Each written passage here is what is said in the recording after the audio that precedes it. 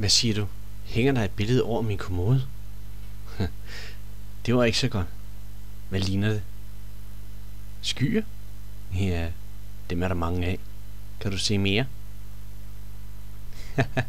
Nej, det er ikke en kanin. Det er en knogut. Ja, det er sådan en, der renser græs og spiser bønneblad. Om den findes i virkeligheden? Nej, det gør den ikke. Den eksisterer kun på det billede, du er ved at skabe ind i dit hoved lige nu. Hvad jeg mener med det? Jo, ser du, billedet du så over kommoden er et magisk billede. Det er faktisk ikke alene et billede, men også et spejl, der viser dig vejen ind i en verden, der hedder Trikonia. Nej, det ligner ikke et spejl. Det har du ret i. Men kig nu rigtig godt efter alligevel. Der! Så du det? Knogutten hoppede. Ja, se, det kan jo ikke lade sig gøre i et maleri, vel? Nej, Trikonia kan man ikke bare rejse hen til sådan lige. Trikonia er et hemmeligt sted, som man kun kan komme ud til, hvis man opfylder de 3 krav og består den 4. prøve i Trippeduttens store bog. Så hvis du vil se mere end blot en hoppende knogut, så må du lægge dig i selen og se, om du kan klare opgaverne. Vil du prøve? Ja, det tænkte jeg nok. Nu skal du høre. De 3 krav, de er følgende. 1. Du skal være af ren sjæl. 2. Du skal være af ærlighed. 3. Du skal være af åbenhed. Ja, jeg ved det. Det er ikke nemt at forstå. Men nu skal du høre.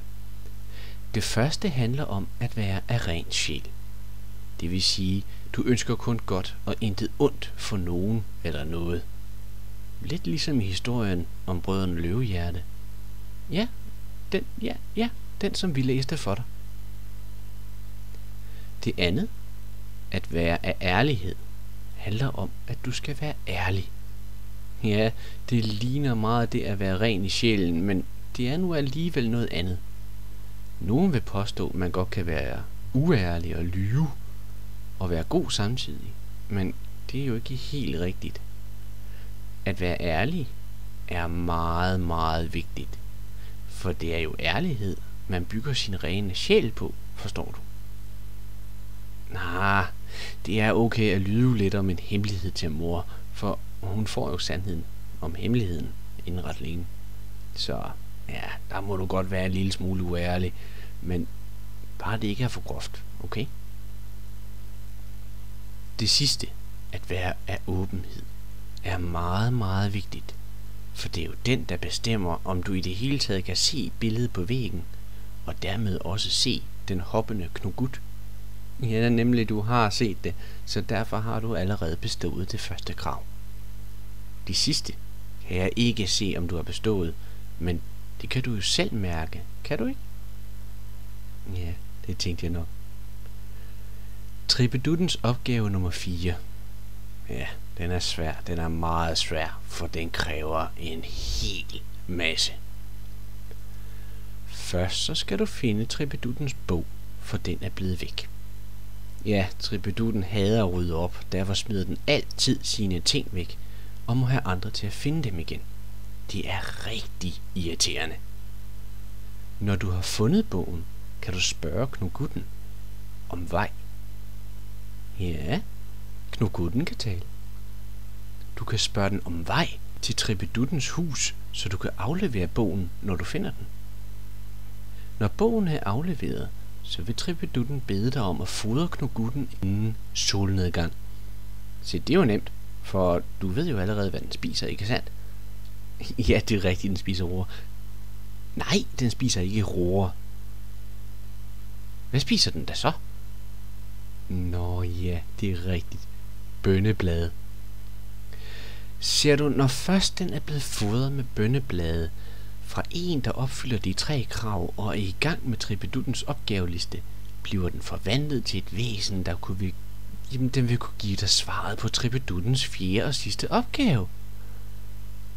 Hvad det væsen ligner eller hedder, ja, det er der ingen, der ved, for det er jo noget, der kun bestemmes af din åbenhed og din fantasi.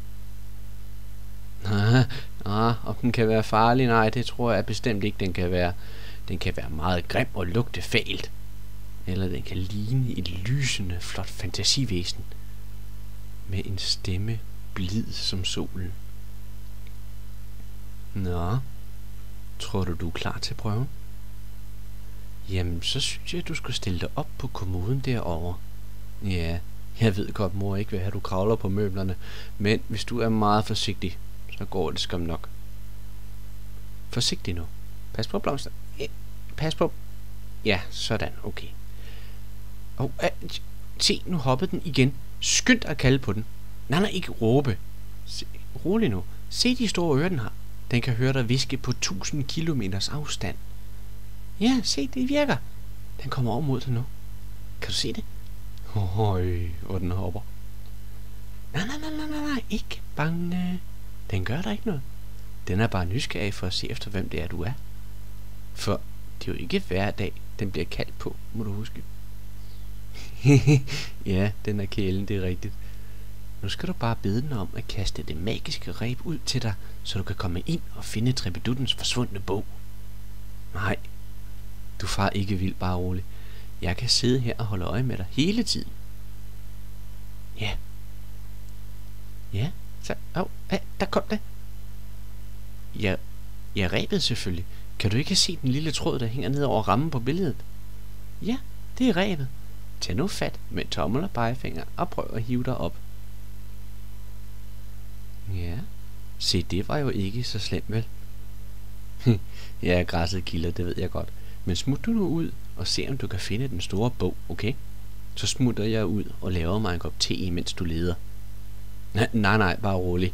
Knugutten, han passer godt på dig, mens jeg er væk.